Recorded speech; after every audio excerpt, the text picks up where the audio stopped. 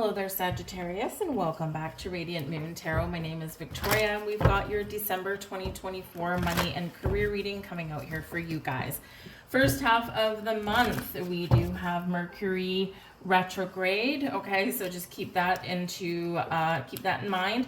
Of course, Mercury retrograde, notorious for communication issues, technology issues, that kind of thing, misunderstandings, you name it. All right, so just something to be aware of. But we can use retrograde energy to our advantage, though.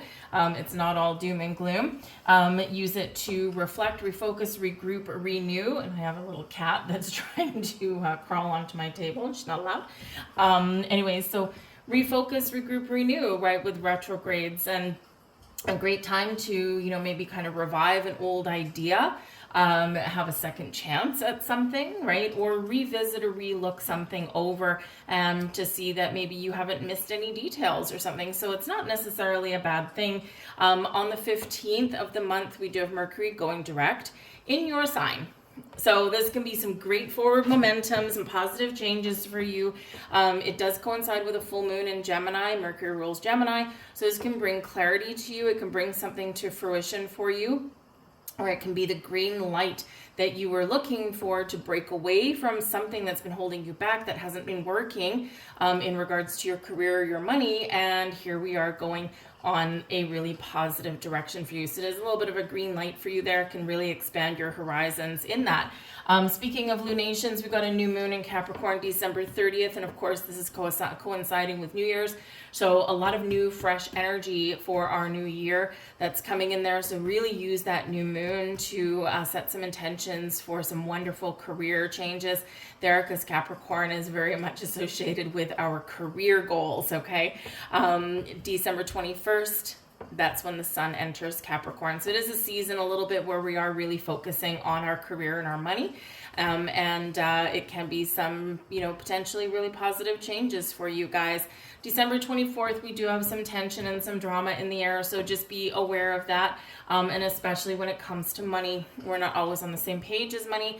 December 24th is, of course, Christmas Eve, so this can be where, depending on what you've got going on, right? Maybe your parents are nagging you about money, or to be more fiscally responsible, or, maybe you have a sibling that's owed you money for a while, and this is where tensions run a little bit high. Or perhaps if you share your money with somebody, this is where some, disagreements may certainly come up for you. So just be a little bit aware of that energy, okay? And try and either walk away and revisit the conversation another day, or just, maybe be an observer. You may actually even have to be a mediator there, Saggy.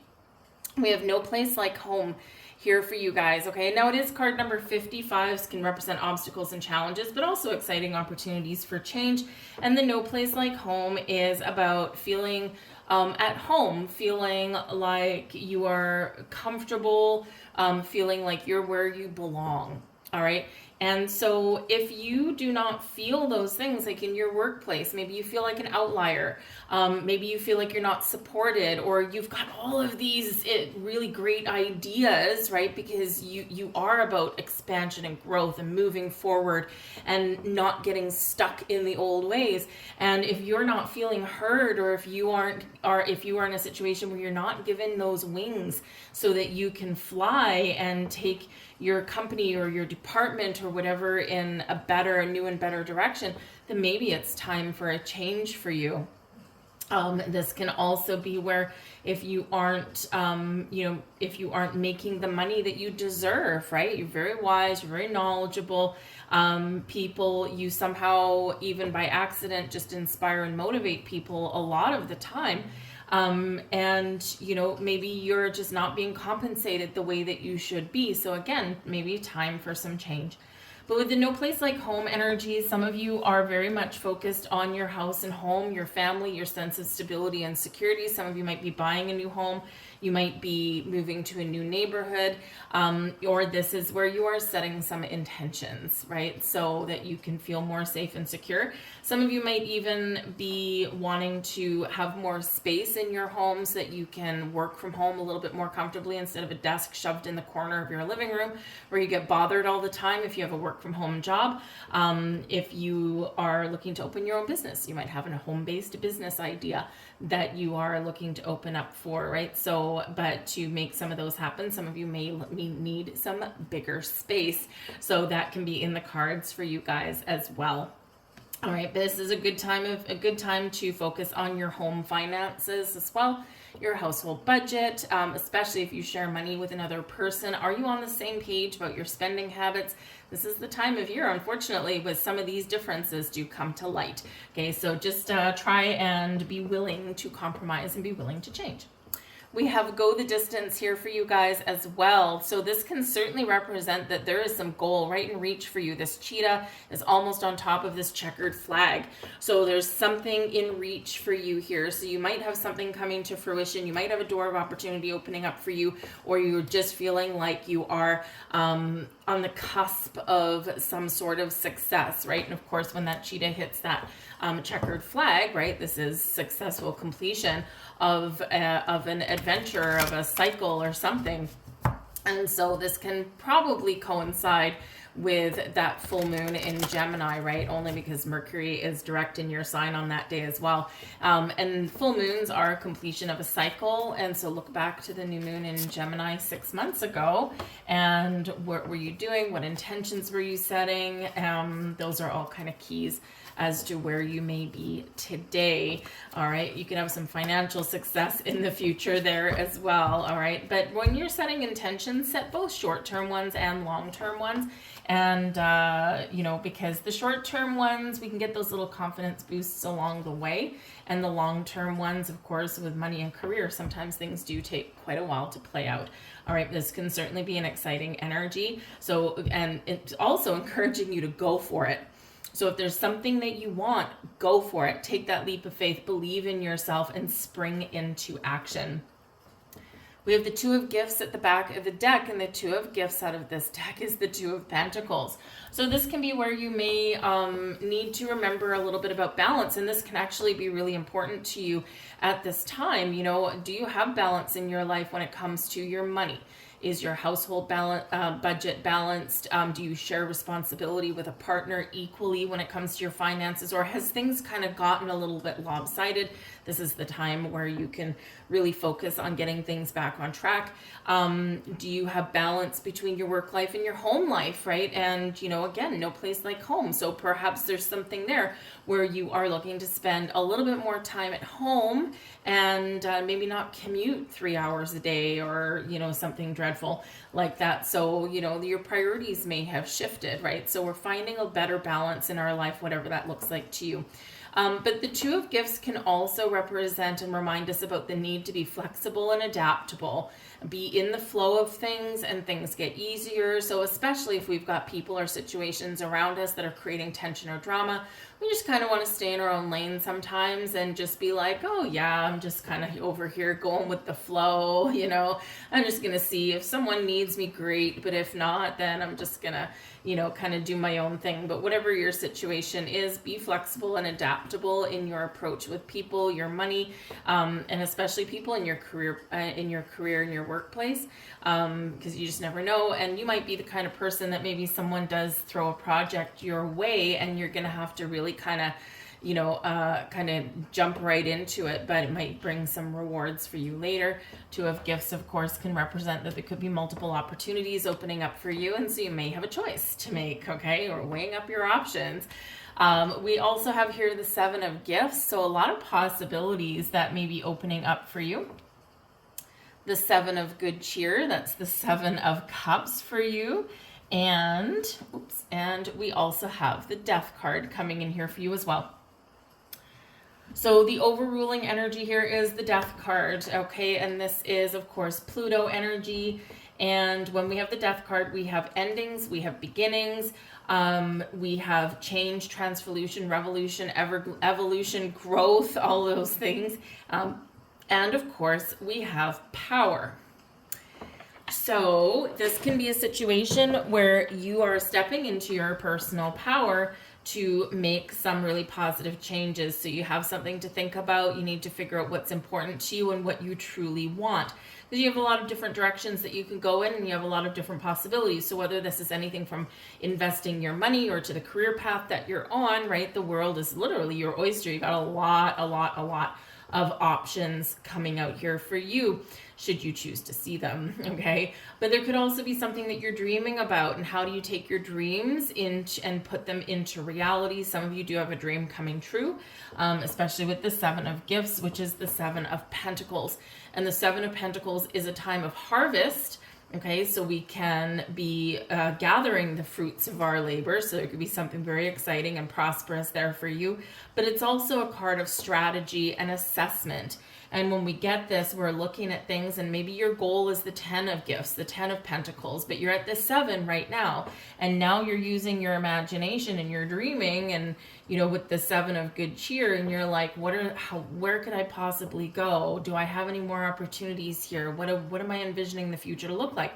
And so with the 7 of Gifts, you are making a decision. Am I still on the right path? Is my money still parked in the right place? Am I still in the right career? Am I still in the right position or the right company? Or do I need to do something a little bit different? Because this is where we can all of a sudden decide, or maybe not all of a sudden, it's probably been around for a while, but this is where we can decide that I need to revise my strategy a little bit.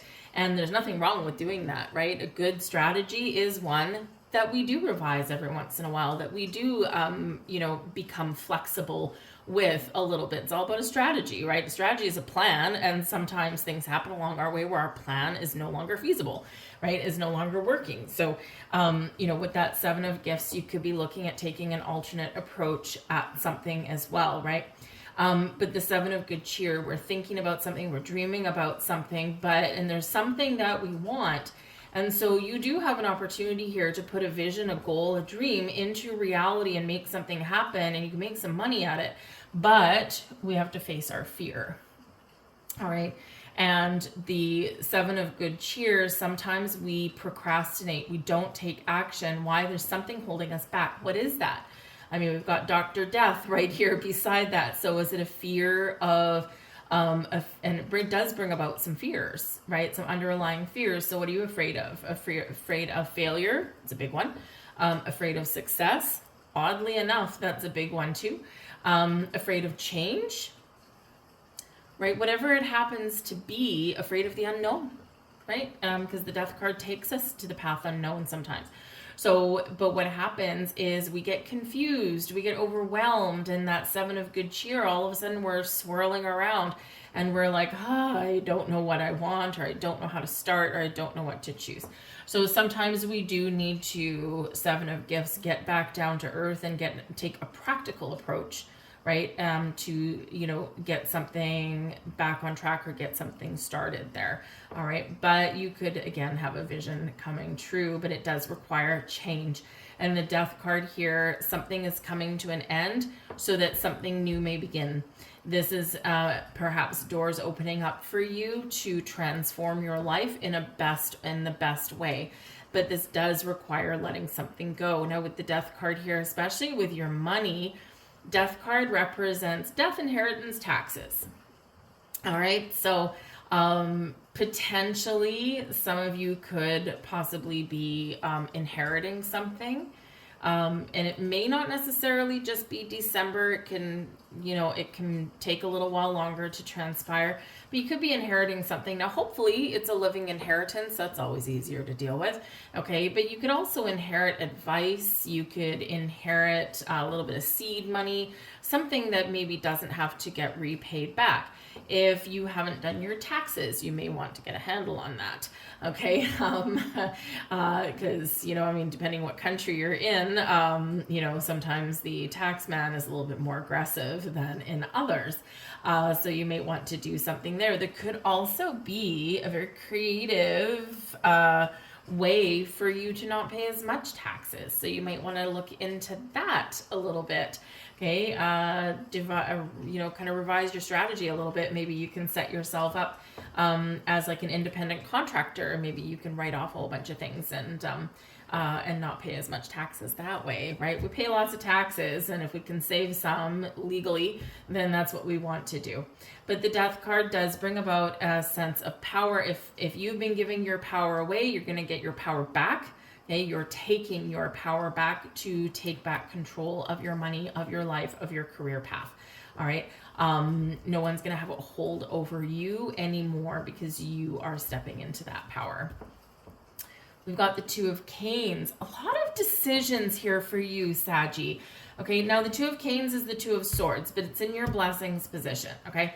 So this can represent something that you haven't wanted to deal with or that you haven't been able to see is now coming out into the open, and now you can see.